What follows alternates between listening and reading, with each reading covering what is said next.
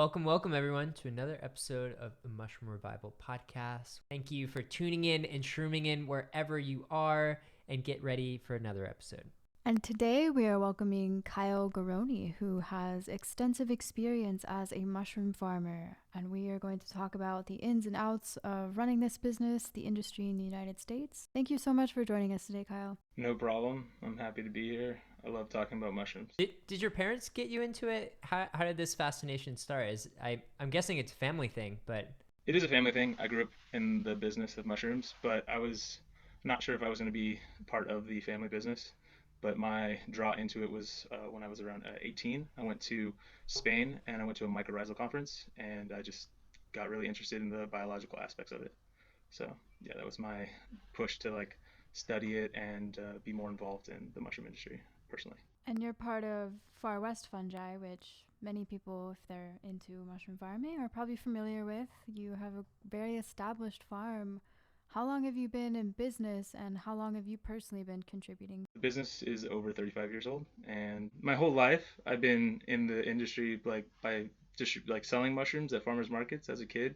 But for running the operations, it's been about 10 years after school. I came out, and now I run the whole production side of the business. Y'all dominate the farmers market in California. Every time anyone from California says that they picked up mushrooms from the farmers market, I know it's from you guys. Yeah. How many are you in now? It depends on there's more in the summer, but we do between, I think, 15 to 20 farmers markets a week. I've been to the one in San Francisco. I think it's there. Storefront? It's forever, right? The storefront, ferry building. Yeah, we have a permanent store in the ferry building, and then we do the farmers market on Saturday outside the ferry building, and then we have a new store in Santa Cruz that we just opened that's even more mushroom oriented. There's a small cafe part, so we do some small dishes just to get people more excited and give people ideas about how to eat all these different weird new varieties that are popping up. So sweet. One of the coolest things I saw, this is when I was just getting into mushrooms. This was 2015, maybe 14, maybe 13, but a while ago. And there was these glass, I don't know if you still have them, but they're grow kits, and you put a glass dome over it to kind of preserve the humidity of the mushroom kit, and it looked so super cool. Seeing the different color oysters, and maybe you had reishi, I can't remember, but that was definitely drew my eye when the first time I went. Yeah, we have these glass giant bell jars that just have a giant handle, and yeah, we put all the kits in there and kind of adds that, it pops a little bit better, and it looks like cool little biodome thing. So yeah. What all do you grow? Right before this call, you mentioned Agaricus farming. We purchased an Agaricus farm that was an old Agaricus farm that we converted to our new oyster mushroom facility. So it's just in the area that we have there's a lot of mushroom farms. It's Pennsylvania, and then California. There's another area that has a lot of accumulation of old Agaricus farms in Gilroy. And so we purchased a farm just in that area that was closing down, and they were just kind of getting out of the business. And we converted it to doing straw-based substrate in a tunnel system to do big, cool. 35-pound bags of oyster substrate in compression bagging. So it's all automated. So we can do about 30,000 pounds of material in about 8 hours, and it's all bagged up, and I only have 2 people running that. So it's just a very efficient system. Yeah. Wow. Yeah. So that was our new push. We have our other farm in Moss Landing, but the new idea is how do we become more efficient, more automated, and I kind of break up both farms. One farm is more of a European system. I don't know if you've ever seen those giant oyster bags they do. They kind of look like suitcases. And then at the other site, we're doing more of an Asian, the smaller 5-pound bags. The bags are purchased filter bags. This one, actually, the bags just come in flat rolls, and then there's micro perforations in it. So just very small needle pricks. And then that machine folds the bag and then gussets it and then seals both ends. So it's different. It's totally different system. It would only work for certain varieties of mushrooms, but overall it's very efficient, and you can do different, trying to find the most efficient ways of growing each varieties. Oh yeah, we're just so new to mushroom cultivation, and even I just went to China and they're still, I mean, coming out with these crazy patents of new grow techs that blow my mind, right? Of defying gravity and just doing some weird stuff that works. And we both come from a commercial mushroom growing background, and but most of our listeners, I'm guessing, don't, right? Okay. And maybe have bought a little kit online and possibly have grown, some an oyster kit or something. But I'm guessing there's a lot of people who are listening who's never grown mushrooms before. Okay. We could tell you it's really hard. It's not like gardening It's vegetables. It's a lot more difficult and a lot more yes. foreign for a lot of people. So, what would you say is kind of the hardest part of the business or just growing mushrooms in general? So I so I've been around it for a long time, and I've met a lot of people along the way, and it's very difficult. I mean, it's really hard to get your foot in the door, and you can really lose a lot of money doing it at the same time because unless you have a really strong system in place and you have really good controls, any little bit of contamination can get in your whole system, and it's really hard to get that out. And so that's one of the first things. You have to have really good fundamentals, and then understanding your market is extremely difficult as well. And so, from my experience, to get the jump from very small to very large is really really hard. And so if you want to stay niche, do more of like that hobbyist style, or even do a couple farmers markets, I think that is more feasible because you can get more money for your mushrooms. But when you go to that next jump to the wholesale market, you're competing with a totally different um, group of mushroom farmers that are doing a lot of different things, which is either bringing in substrate from Asia and then lower prices. And so it's very complicated. And so one of the first things I tell people is like maybe just figure out what that need is within your market. So maybe even just broker for another farm at first to see like, hey, how many mushrooms really is the area actually consuming in around me or something like that. And then if you can have that established market, then maybe then try to meet your production demand from there, because it's really hard to do the reverse. Oh, I grew 1,000 pounds of mushrooms and no one wants them. That's a big problem. And so I think that is my first recommendation: figure your market out, and then um, establish that, and then figure how you can scale effectively.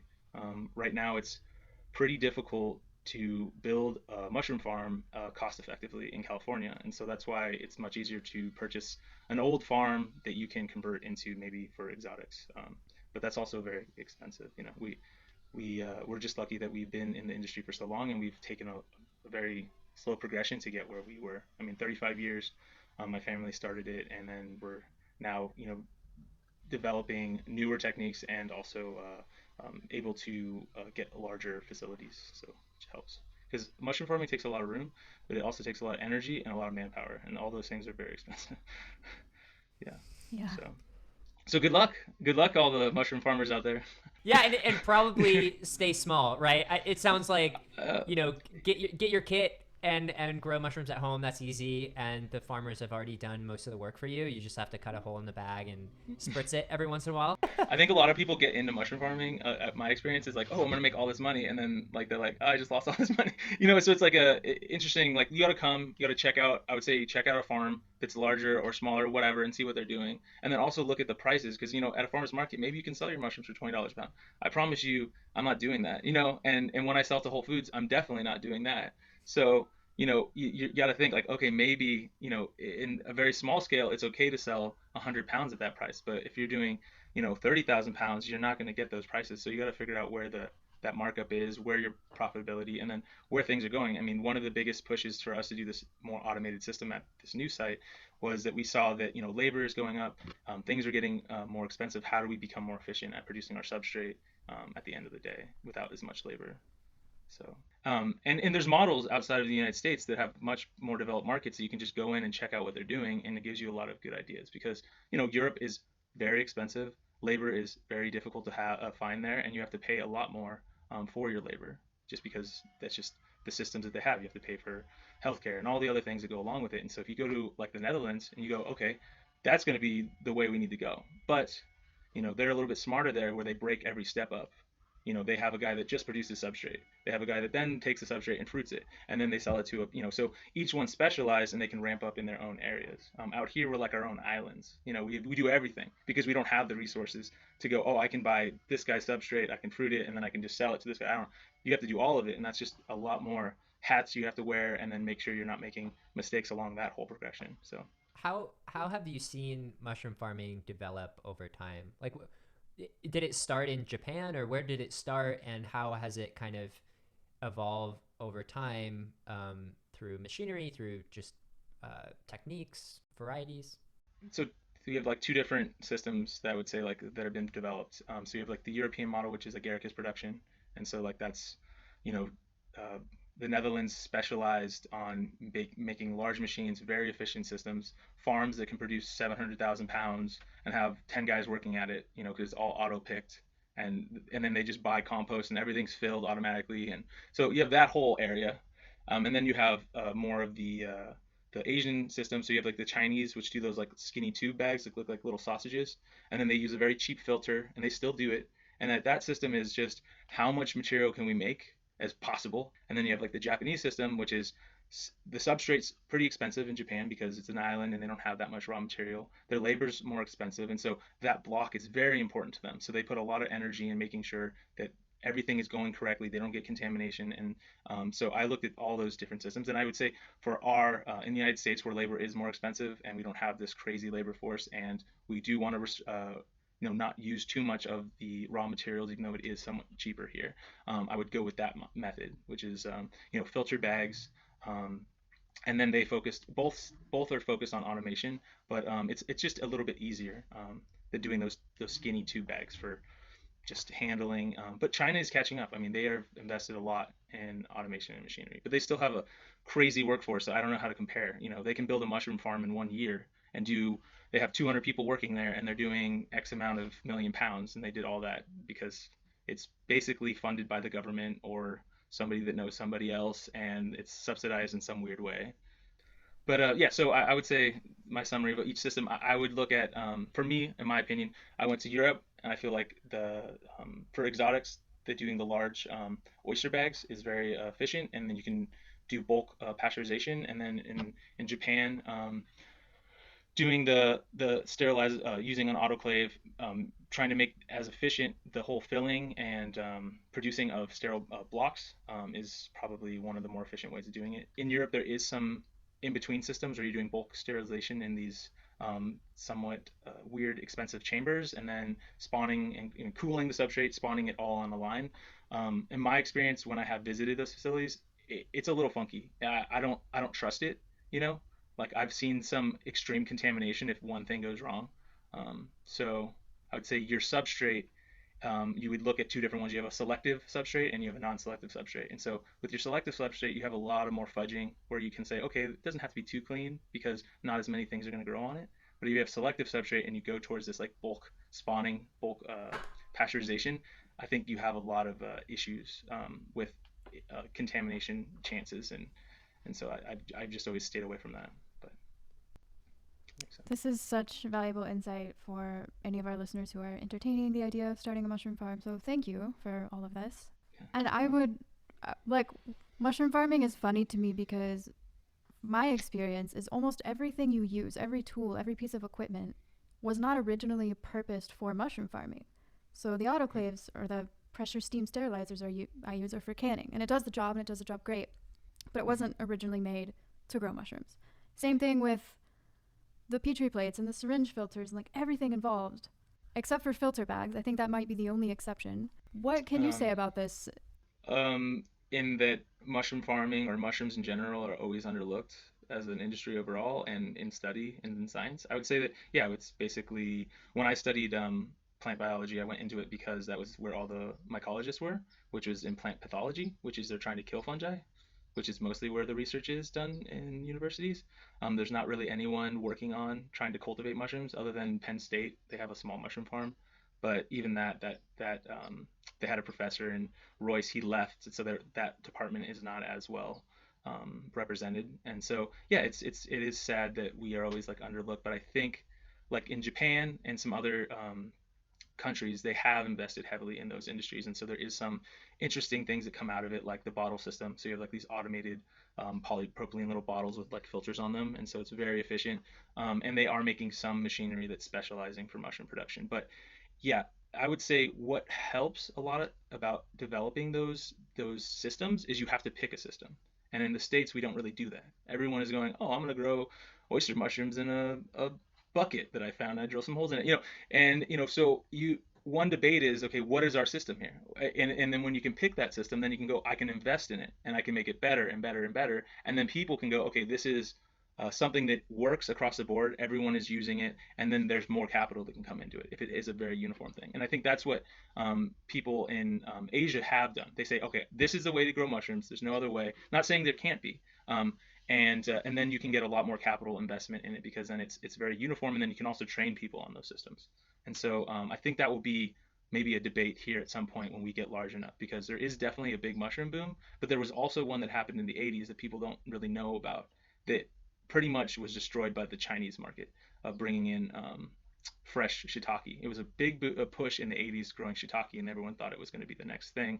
And then they started importing shiitake from China, and then they couldn't compete with the Chinese mushrooms produced in the United States, and then that whole thing kind of fell apart. And the people that survived, like gourmet mushrooms, and we were able to get along during that time. We kind of came out, but we see that, and I think the same threat could be happening again. So I think we small farms and large farms need to work together, and I'm happy to work with anyone. I'm happy to show anyone what I do. At the end of the day, it's all pretty much the same thing. I'm not doing anything too special. It's just that we've been doing it for a long time, and we've been focusing on just the fundamentals and providing a good product. So that's really it. I'll tell you everything if you want to know. It's not that nothing nothing crazy going on. What do you feel like is the future of mushroom farming? And we have listeners from all around the world, so maybe majority of the people listening are in the U.S. So maybe, and we're both in the U.S. So maybe we can start there, and then globally, what do you think is the future of mushroom farming? So for edible exotics and other varieties, I think there's going to be more. People are going to demand that.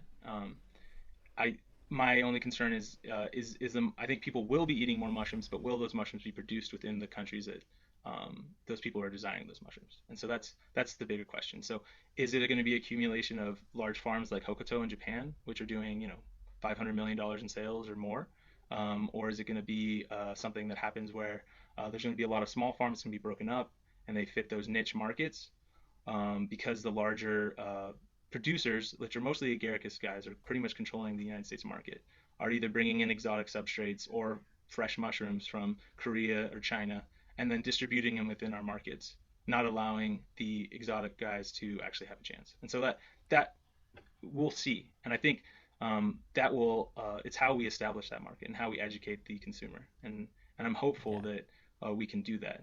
The other thing that we're trying to do is control our market a little bit better, so we're not as reliant on a wholesaler, and that's what we've been always focused on, which is like farmers markets, but then also these retail stores. And so if we can make a retail store, our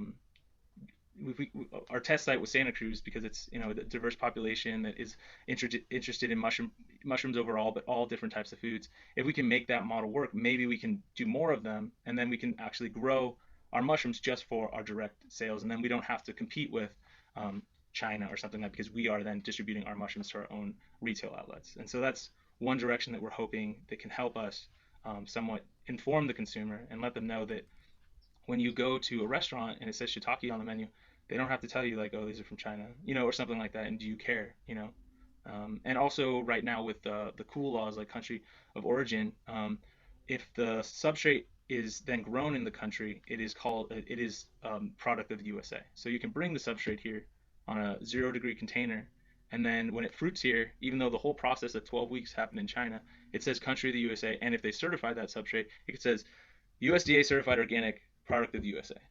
So those are the things that we're competing against that is very difficult for us to be able to, like, how do you have that leg up? Yeah, and it's the same kind of conversation I know with breweries as well, with how do you compete with these huge beer companies, and there's that niche of that craft breweries, right? Of people want those unique local varieties, and they don't want Pop's Blue Ribbon or something like that. They want those more local varieties, and I think it's easy as a mushroom farmer to get mad at China, right? Of being at a lot of places so far ahead, and it's just easier, and they've been at it for over 5,000 years, and they have the culture, they have the systems in place, they have way more research and money devoted to this, that's so much easier for them to produce it at a massive scale for really cheap. And for US mushroom farmers, it's hard. It's like if we figured out how to grow cacao or coffee in the US on a mass scale, it'd be really hard to compete with the countries that have been doing it for so long. And so, yeah, I think, through that education, I wouldn't, there's a line which I definitely want to talk about if, especially with COVID, there's been a lot of anti-China to the point where it's been racist and has a lot of hate crimes against Asian cultures. And so there's a line which is thin of like, yeah, we want to support local farmers and we want to lower our carbon footprint and Mhm. but at the same time not be uh, Yeah, I'm not yeah, suggesting anything about any anti-China in any way. I think my argument is just let us compete on the same plane. So if the product is produced in China, which it is, and if you are a mushroom farmer, you would have that, like that understanding that if the substrate, the wood, and the spawn is all made and produced in China, then just call the product of China. I have no problem with mushrooms from China. That's fine. They're going to be cheaper and they're going to just let they're going to have that market and they're still going to be producing a lot of mushrooms. And right now we can't produce enough mushrooms for what is demand in the United States. I'm not trying to say get rid of it because that would also damage the mushroom industry in a lot of ways, because most of the supplements on the market, if they're fruiting body based and things like that, are probably going to have some part component from China. I'm not trying to knock that.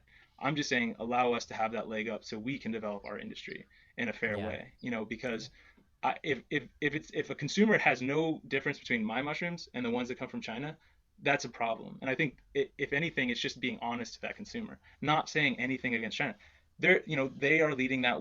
They have invested heavily. They have the population that eats more mushrooms than us. They have that demand. I'm fine with that. I've learned from other markets. I've been to China. I've been to Japan. I would have no problem with competing with them, and they have really good quality. And I grew up in the Bay Area. I grew up in San Bruno, which is outside of San Francisco. We have a large Asian population that has helped our business grow for the varieties of mushrooms. And so, yeah, that's not anything where I am. I'm just saying, can we allow the U.S. market to establish without being somehow limited by another market that is then competing with us on the same somewhat playing field, and the consumer has no idea that there's a difference between those two yeah, mushrooms, which that I think that people do care. I think if somebody said product to China or product to USA, somebody might care. I think I care. I think even people in China care. They're importing some of our products because of concerns about their own industries. So, yeah. yeah. And it goes back to transparency, right? And Hmm. some of those concerns um, are maybe not based in reality. And I've met a lot of people and I've had a lot of talks with people who won't buy anything from China because they think it's all dirty and toxic, which is not true. And it's like saying I won't buy anything from the US because we have Monsanto here. It's like we have really Yeah. amazing farms that are, you know, organic, they're amazing, they're sustainable, they're awesome. So it Yes. comes back to that transparency and you know, can we have rules and regulations around our labels to, like, for us, we're in the supplement industry and a big thing is mislabeling fruiting body versus mycelium on grain, and Yes. that frustrates us of, okay, well, that's, you got to label it if it's a mushroom or not, and it doesn't make us mad that mycelium on grain is being sold. It's just label it as that, and then I'm totally fine. Exactly. I love that. Yeah. That's amazing. Just, and from you it's like, well, if it's not grown in here, just label it as that. And so, that comes back to, we're so new in this country of, like, in the mushroom industry, is probably a lot of the people in charge of regulation have no idea, and they Yes. probably looked over the whole substrate thing and they're like, sure, yeah, you could, because it's grown here, and they don't know the life cycle of mushrooms. So it Right. comes back to education. And I really like what you said of making a system of how to grow mushrooms, right? Because Hmm. I was so confused starting to learn how to grow mushrooms, because there's a million texts on, like, the Hmm. shroomery.org of Yeah. everyone and their cousin telling you all the different ways on how to grow mushrooms. Oh, you need Martha Stewart, but this is my variation of it with this, you know, uh, humidifier with this, like, contraption that I put together. And, like, it's confusing of where to go. And I've heard this from a lot of people of, like, I'm reading so many different ways of how to grow mushrooms and it's too confusing, I'm out. right? And so developing those, this is the standard way of how to, and this is the best way Hmm. to grow it, but you can from there get creative, right? Yes. So Yeah, yeah, it's I think definitely you all of us can grow mushrooms a lot of weird ways, and we can do things in totally different ways.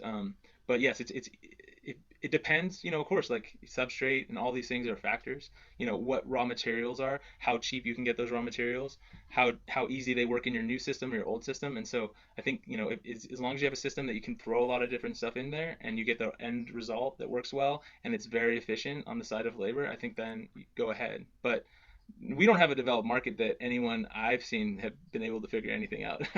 And that's my opinion. Like just that there's not that much out there. Pennsylvania has done a lot, but it's heavy agaricus, and a lot of the exotic farms, are using similar systems, which is doing filter bags and producing.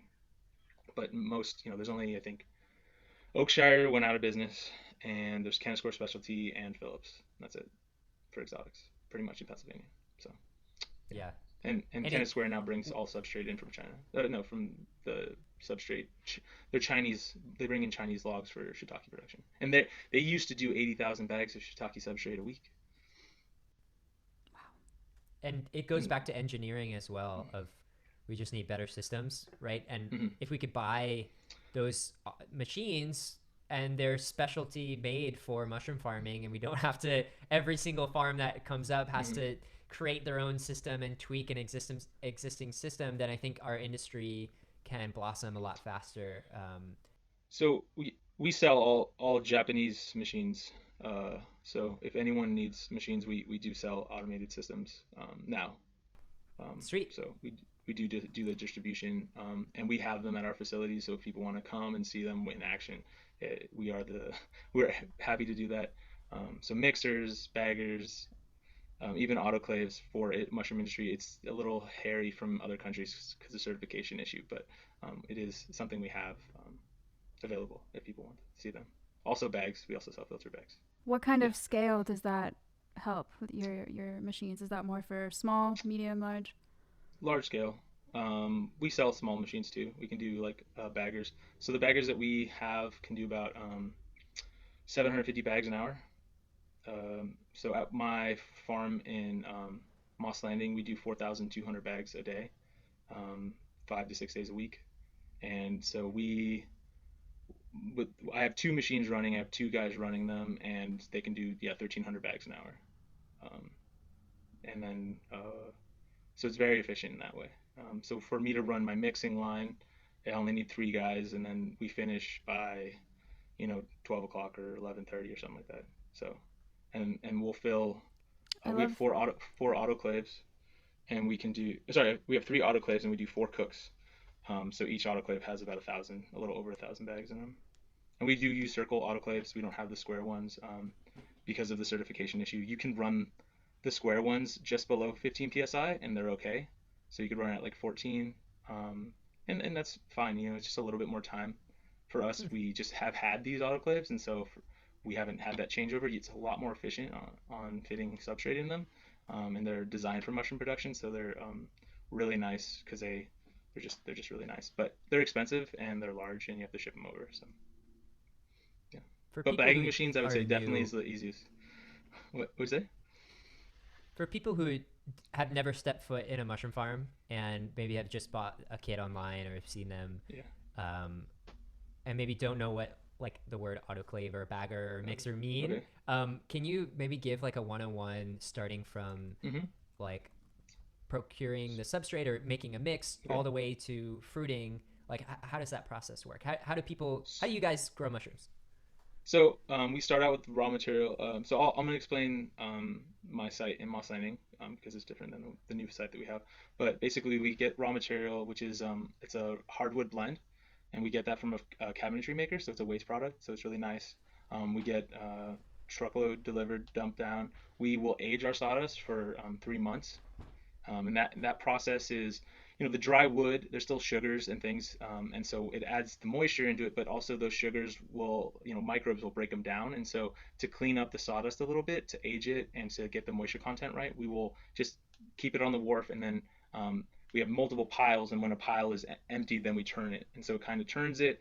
You'll see a little bit of spike in heat somewhere in the middle, and then the final product's just much more. The structure's better. It's a cleaner product, even though we are sterilizing. It's good to make all your raw materials nice and clean.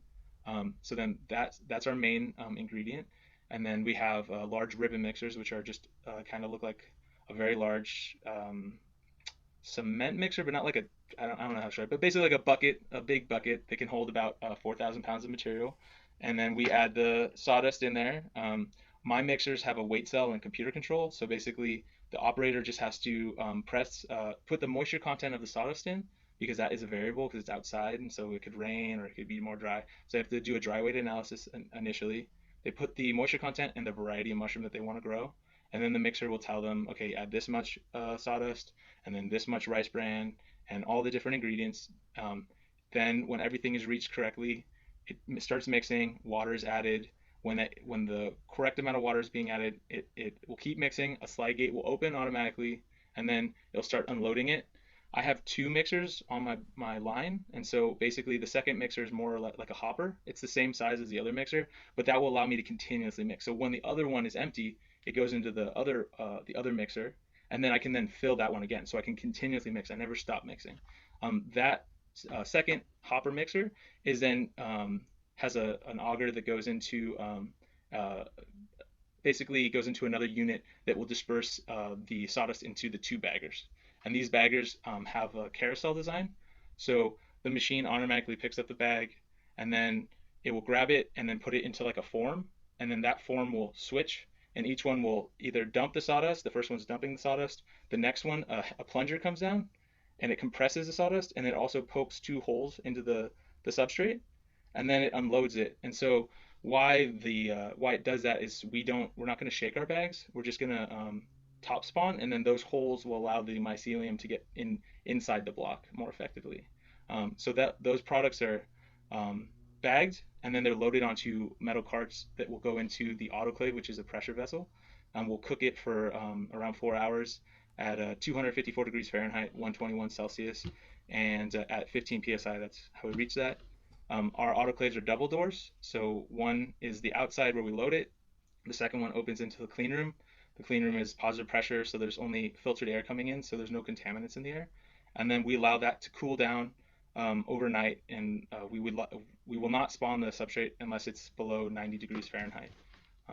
And then we will spawn it on a table with my guys, and then we'll throw it into a band sealer.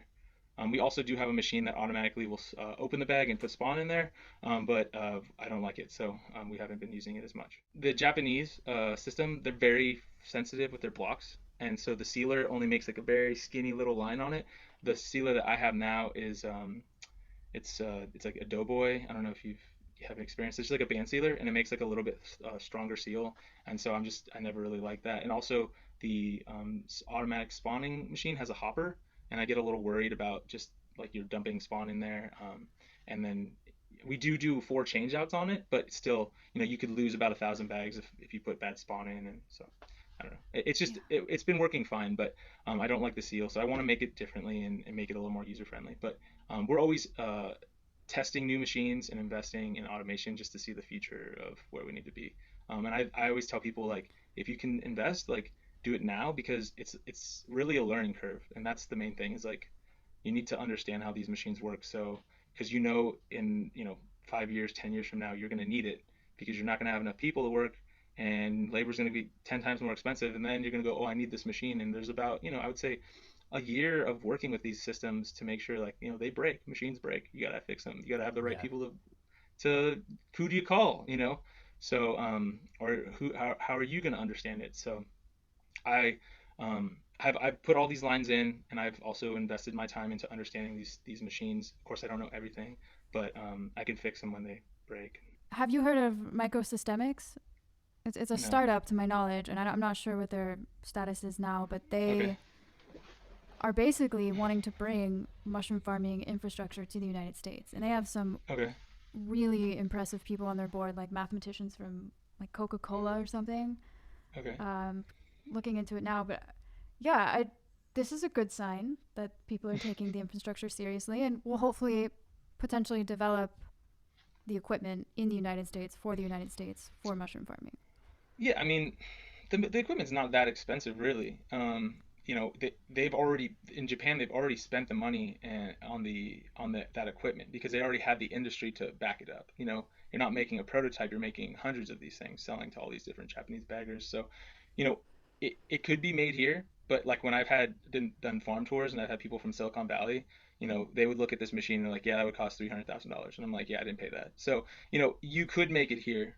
Um, but you're probably better off making parts of it or getting part of it there and then adapting it here, or getting a person to like make it the way you want, type of thing. That's what I usually do to a lot of machines. Either I buy used or I buy new and then I make it the way I want it, type of thing. So for the mixer and the scale was a scale guy locally, but the mixer came from Japan. And my augers that I use I got from a strawberry processor that went out of business. And I use those. And then certain things I'll buy new if I can't find it, and I'll buy a lot used. So it just depends, when you need to put a project together. And they're not that smart. They don't have to be. They're just following a sequence, most of them. They're just going, okay, I pick up the bag, I move the bag and this, and then they all have little sensors along the way. And if one sensor isn't on right, it says stop, and then just everything stops, and you got to figure out what the hell's going on. So that's they're not that smart. They're not, but but then they have the market to do that. If I had to make one of these things, I'm sure it would cost me hundreds of thousands of dollars. But because they already are making it and they have an industry, so you can kind of go there. So once these bags are inoculated and sealed, what next? Transport racks. So we get these racks from China that are they're called Dutch flower carts. So they have like wheels on them. You usually see them in the nursery industry. So they're really nice. They're pretty cheap. They come together. You can kind of connect them. We have shelves on them. So we'll roll those. We'll forklift those into our incubation room. Um, Depending on the incubation room, one incubation room can hold 30,000 bags. So that's some of our larger ones. And so we'll go into incubation. Depending on the type of variety, our largest production is shiitake. We do about 15,000 bags of shiitake substrate a week. Um, so that will sit in a room for 12 weeks. And then oyster or lion's mane or king trumpet, they all have different times. So you're talking 3 to 5 weeks incubation. And after they're fully colonized, we will then move them into fruiting rooms, and we will put them on shelves, and we'll either slip the bags or completely remove the bags, and then fruit the blocks and pick our mushrooms. They go to our packaging. So we have um, our shiitakes we size. So a lot of smaller growers aren't doing that, but for our market, it demands us to do babies, medium. We have a number two grade, which is just like a little misshapen. I'm always like, when I'm on Instagram, I look at people's shiitakes and I'm like, dude, I wish I could sell like the most blown out shiitakes ever. But so we have to have like anything that's a little flat or ruffled, that's a number two, and anything that's perfectly round and nice, that's a number one. And then our sizing is medium or large or baby. And depending on the customer, we might do clamshells for small packs, um, and then about 25% goes to our farmers markets, and then the rest go to our larger wholesalers. So we supply all the Whole Foods in California with all their exotics for the varieties that we grow, and then we do all the Rayleighs, which is another grocery store chain, and some other larger organic wholesalers throughout the California market. And then we Cool. have our two retail stores. And for That, people at home who they could buy kits from you, right? Yes, and we have our mushroom kits, and then you can also order all our products online. And then we also are a big mushroom broker, so we do buying and selling of all varieties of mushrooms. So throughout the year, we will sell over 50 something varieties of mushrooms, dried to fresh to truffles to everything in between. We can pretty much get you any mushroom you want if you need it. And we sell cultures, and we have our own spawn production, and we do some cryo for storage of long-term storage if people need that. We're willing to do that, and then we sell some things that like bags and machines, and yeah, so everything in between. It's awesome. You guys are slaying it on the West Coast. Do We're you have trying. plans to expand at all? um, no, I don't know. We have two sites. The one in Moss Landing is like over 80,000 square feet, and then the one in San Martin we just purchased is around 50,000. So I mean, we still have room to grow a little bit. And so until I run out of space, I'm not going to buy another farm, or they tell me I can't buy another farm. Maybe that's mostly what I get. Um, but I would like to. I don't know. We grow a lot of different varieties, but I think I might be interested in doing some Agaricus production at some point. My family is not as pro on that, but I would like to add another variety and another system to my knowledge, and that's what I like to do. Mm-hmm. But I'm not. I'm just the grower, so I don't do the sales. I have three other brothers, and they're all in the business. So one's in charge of the farmers market, one does like larger accounts, and then one is in charge of like our stores, and we also have a warehouse where we do our mushroom jerkies and we have outside of San Francisco, so we have a commercial kitchen and we do some products. So it's all broken up, but my main focus is the growing aspect of the business. So yeah. Do you guys have a lot of fun together when you're off the clock, like talking about mushrooms, or are Um, you just sick of it and you don't want to talk about anything mushrooms? I like talking about mushrooms. Maybe they're a little more sick of it, but no, we have a lot of fun together. We all get along. We've always worked together, so we're doing we are in our own everyone's in their own areas, so it really helps. You're not really stepping on each other's toes because everyone's specialized and they picked what they want. They all study business, and I did bio, so we just picked our own kind of areas of expertise, I think. Yeah. Yeah, so it worked out. Question: a lot of the bigger mushroom farms I talk to don't deal with the actual culturing or the genetics. They just kind of get them from By other spawn. people. Do you guys do that? Yeah, we have all our own strains. I mean, they're different, but yeah, we do all our own spawn production and cultures and all that stuff. We're not breeding, but I mean, we hold our all our cultures and stuff like that. Yeah, so we So have do you have like, uh, liquid nitrogen tanks and stuff like that. oh, sweet. So you have one master culture that's grown like hundreds of thousands of pounds of a particular Yeah, mushroom. yeah, yeah, Yeah. yeah, yeah. I love, back in Kansas, our farm is not that big at all, but I can't imagine taking out this tiny agar slant from your cryo and then looking at it and thinking about the massive amount of weight and food and nutrition that this little fuzzball has given you. It's pretty cool. Yes, yes, it is. Yeah. No, I mean, it's pretty amazing how you can go from like this and then it just expands and expands and expands, and then how many mushrooms come from that is very interesting. And then we're always watching for if something doesn't look right, of course, then we get rid of it, and if there's mutation. But we feel like we've had a pretty good system, and we haven't seen any serious things for how we go about it. But of course, we will do some cloning of clones and stuff like that. But yeah, it is cool. It gets pretty geeky, but it's fun. What advice would you give people that are just starting out with maybe they've never gotten a kit before, they want to Mhm. start growing mushrooms? What kind of species would you recommend? What supplies would they need for first time mushroom growers? So I would say most of the oyster species are really easy to grow, and so I would start with some variety of oyster. If you're in a cooler place, maybe not the tropical varieties, so maybe stay away from like the pink and yellow. But I would say, yeah, a nice blue or white oyster would be easy to start out with. And if you want to do a straw material, which is relatively stable, you don't really have to add much supplementation to that, and you can just boil it in a big 55-gallon barrel and then cool it down and then spawn the heck out of it. So you can buy some spawn from us or any other supplier. If you want to get more into producing your own genetics or doing your own spawn production, I would say you should at least invest in a flow hood so you have a clean environment. But if you're just looking to just grow some mushrooms, yeah, I would say some oysters, some straw, a barrel, some propane, some fire, and you'd be good. Yeah, that'd be the simplest. Love it. Or the garden giants, some Stropharia would be nice, and you can do that in your backyard. That's pretty easy. And if you're interested in doing shiitake or some other really wood lovers, you could cut some logs, get some dowels, or get some sawdust spawn and drill some holes. So that's where I would start out if you're just starting out. Do some simple cultivation projects. Those would be what I would start with initially because it's fun and you can do it with a bunch of people, and maybe a tree fell down, you're like, oh, we can just grow mushrooms on it. So Is there anything else you want our listeners to know about Far West Fungi or the mushroom industry that we didn't cover? um, I think one thing about mushroom farming is it is very addictive, and it's really amazing when you do something, you put your energy into it, and then something grows out of it.